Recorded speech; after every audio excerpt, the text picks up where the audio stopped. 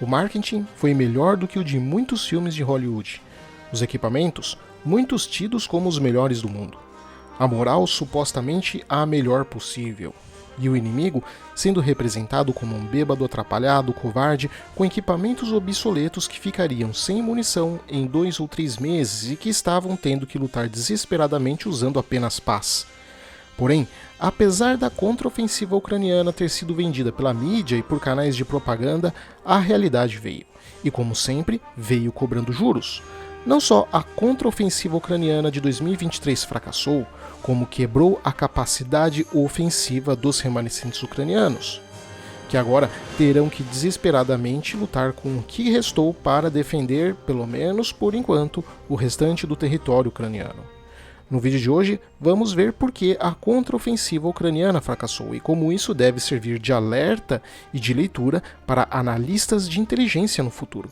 Esse vídeo é uma análise de cenário constatando o que deu certo e o que deu errado, baseada nas próprias declarações dos soldados ucranianos e não da minha cabeça. Para isso, verifiquei o que eles testemunharam nas redes sociais e na mídia. Mas antes disso, não se esqueça de se inscrever no canal ativando o sininho de notificações e de acompanhar o canal nas nossas outras redes do Instagram e do Telegram. Afinal, o YouTube não está entregando e notificando os inscritos dos conteúdos produzidos pelo canal. E se você puder, considere a hipótese de virar membro. Não só você terá acesso a 1 mês de vídeos antecipados, mas também poderá participar das lives exclusivas comigo, do grupo do Telegram exclusivo para os membros e dos vídeos exclusivos para os membros, bem como acesso aos podcasts completos daqui do canal. Além do que, você vai continuar ajudando o canal a existir. O meu nome é Adriano Peta e esse é o canal Geopolítica Mundial.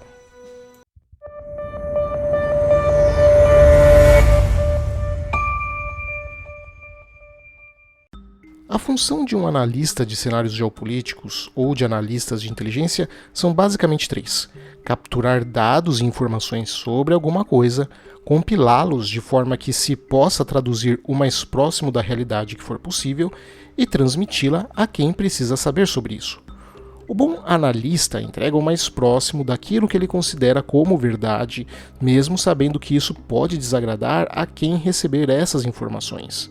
Por isso, nesse sentido, a guerra na Ucrânia está sendo um divisor de águas importante, que divide canais de análise séria e de canais que fingem fazer análise, mas fazem propaganda escolhendo um dos lados, mostrando apenas os aspectos positivos dele, enquanto ressalta ou exagera os lados negativos do outro. E nesse caso em especial, a questão da torcida envolvendo a contraofensiva ucraniana, que infelizmente para os ucranianos foi devastadora. A primeira coisa que devemos aprender com o fracasso da contraofensiva foi o impressionante e assustador erro de inteligência. Muito possivelmente estamos falando de um dos maiores fiascos de inteligência da história militar. Pode-se dizer que o epicentro do preparo da contraofensiva foi na base militar americana de Grafenwöhr, na Alemanha, a maior base dos Estados Unidos na Europa. Como mencionei em maio de 2022, a coluna principal das Forças Armadas ucranianas já haviam sido, em sua maioria, destruídas. A partir de então, as forças de Kiev lutariam com armamentos ocidentais contra os avanços russos, tentando ganhar tempo para que as novas tropas treinadas nos países ocidentais chegassem e formassem o bloco principal do novo exército ucraniano, agora modernizado. Em especial a 47ª Brigada Motorizada. Mais moderna, mais bem equipada, com melhor treinamento, tudo no chamado padrão OTAN de guerra, que seria a ponta de lança contra as defesas russas nos territórios ocupados. Entre os equipamentos formidáveis estavam cerca de 71 tanques Leopard alemães ou os 109 Bradleys de transporte de tropas.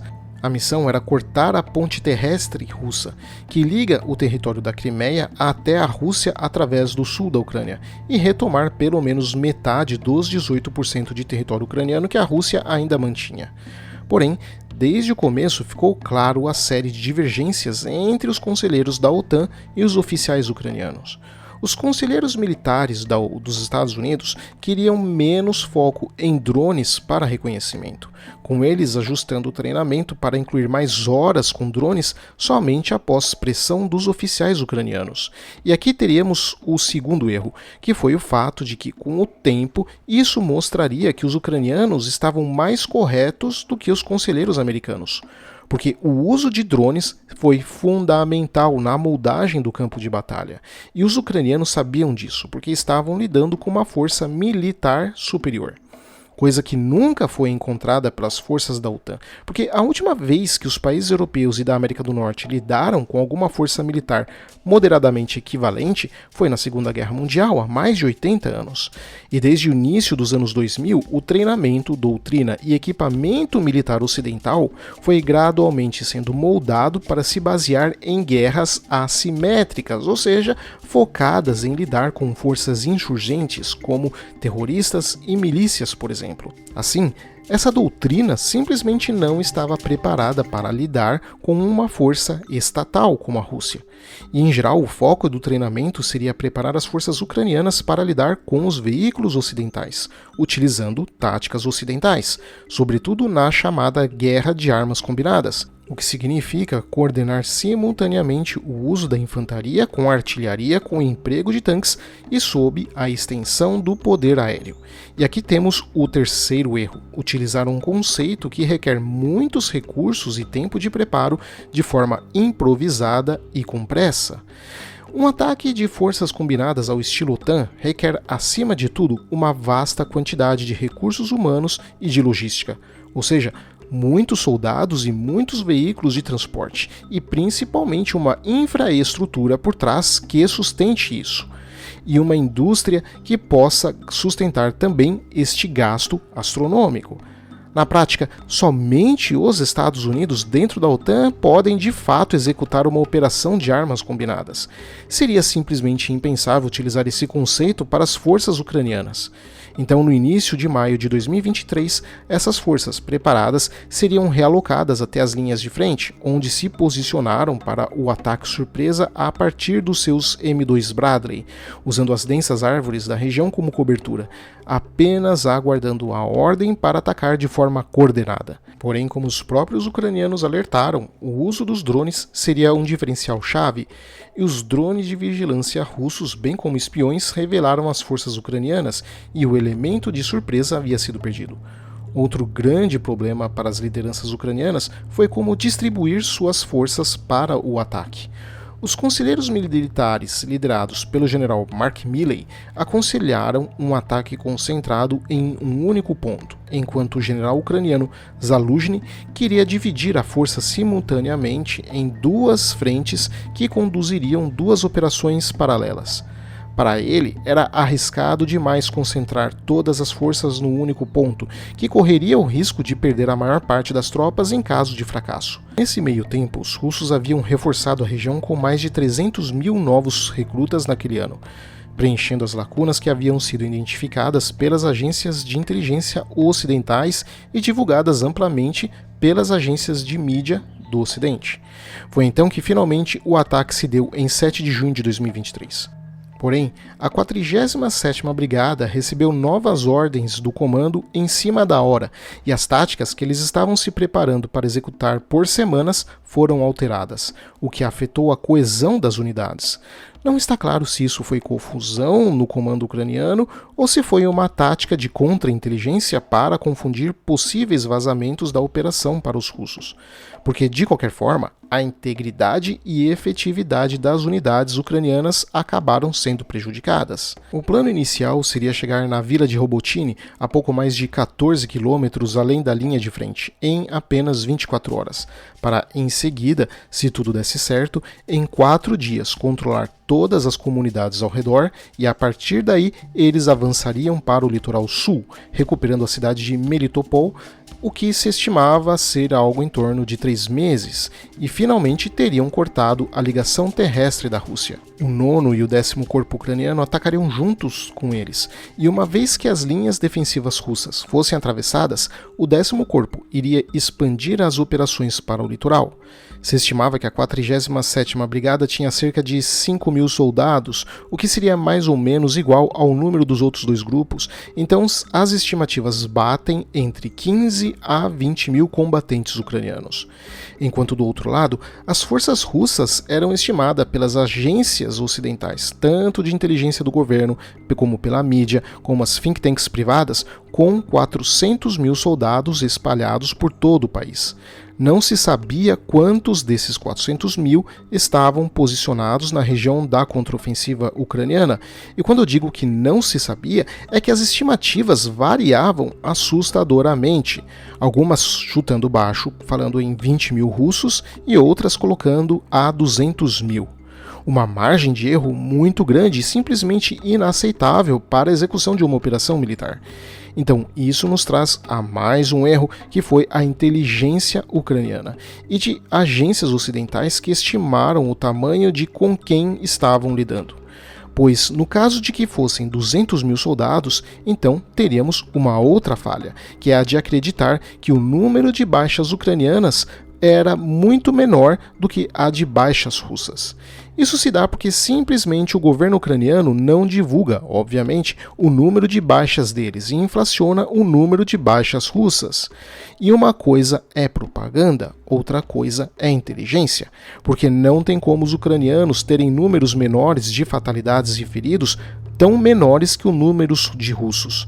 Acreditar nisso provavelmente deu uma sensação aos ucranianos e oficiais ocidentais de que a diferença numérica não importaria nessa operação, até porque, mesmo que fosse um número 10 vezes maior de russos, a constante propagação de informações nas agências de notícia no Ocidente de que os russos estariam desertando aos milhares, que estariam sem colete a provas de balas, com escassez de munição, nutriu as esperanças ucranianas de que seria um massacre, com forças ucranianas treinadas e equipadas ao modelo ocidental, passeando por cima de soldados russos desmoralizados, mal equipados e mal coordenados. Ilusão que se mostrou catastrófica para a contraofensiva. E lembrando que eu estou fazendo essa análise com base nos relatos de oficiais ucranianos que abriram a boca após o fracasso dessa operação. Porque assim que a batalha de verdade começou, o primeiro choque de realidade dos ucranianos foi a densidade dos campos minados russos.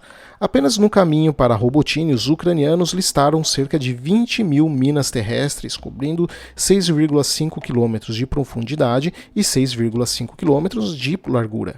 Para lidar com isso, os ucranianos usaram seus tanques T-64 com rolos anti-minas para limpar o caminho principal. Mas a surpresa é que os rolos eram constantemente destruídos já na primeira mina, sendo que deveriam aguentar, no mínimo, 4 impactos de minas. Sobretudo porque informações divulgadas pela mídia ocidental chegaram a afirmar que os russos, em seu desespero, estavam usando minas potencialmente inativas porque eram velhas demais para funcionar, sendo da época da União Soviética. Isso revela também como parte das operações militares e políticas por trás das operações militares foi baseada em imprensa e nos chamados analistas de OSINT, ou seja, analistas de informação de fontes abertas, que tem a sua validade, mas precisa tomar cuidado, porque a realidade encontrada pelos ucranianos era muito diferente daquilo que foi vendido para eles. Os russos empilhavam 3 minas ao invés de usar uma só, o que aumentava o poder de fogo delas. Se estima que cerca de 60% dos equipamentos antiminas da Ucrânia foram destruídos já nos primeiros dias da ofensiva, o que atrasou drasticamente o avanço que deveria ser em dias e não em meses. E o apoio aéreo vital para as operações de armas combinadas ao padrão OTAN nunca apareceu. O espaço aéreo ainda estava hostil demais para as aeronaves ucranianas tentarem sequer se aproximar da linha de frente do combate. E tal como nas ironias da história, os blindados ocidentais, sobretudo os M2 Bradley, ficavam travados nas terras lamacentas do sul da Ucrânia, o que deixava os avanços já atrasados ainda mais lentos. Os ataques constantes de russos faziam com que os motoristas ucranianos saíssem das áreas já limpas de minas e atingissem constantemente as pilhas de minas russas. Os russos ficaram por quase um ano fortificando toda a linha de frente e construíram uma quantidade enorme de obstáculos em posições geográficas acima de onde poderia vir o avanço ucraniano, o que deu para suas equipes de mísseis antitanque uma linha de visão clara e distante sem proteção para os ucranianos, que cada vez que tinham o seu veículo líder atingido, fazia com que os veículos anteriores saíssem da formação e entrassem nas áreas com minas. Os ucranianos perderam 15% dos Bradleys em apenas 4 dias de ofensiva. Para piorar, os helicópteros de ataque russos voavam quase que de forma impune, caçando os veículos ucranianos, que, com pouca margem de manobra, eram alvos fáceis. Na média, por dia, os ucranianos destruíam cerca de 10 sistemas de mísseis antitanque russo portáteis, mas isso não mudava quase nada, porque eles continuaram sendo substituídos. Com isso, o general ucraniano Zaluzhny decidiu não enviar mais tropas mecanizadas em um ataque frontal, mas ao invés disso, iria mandar as tropas a pé, de forma que eles poderiam gradualmente limpar as minas terrestres. O processo ficou ainda mais lento, porém conseguiu alguns resultados ao diminuir o número de perdas de veículos ucranianos. Porém, o número de baixas na infantaria ucraniana foi alta demais, com números extremamente altos de feridos por mutilação nas minas russas, sendo que somente após 12 semanas de operação de limpeza e de campos minados, a 47ª Brigada finalmente conseguiu fazer seu primeiro progresso real.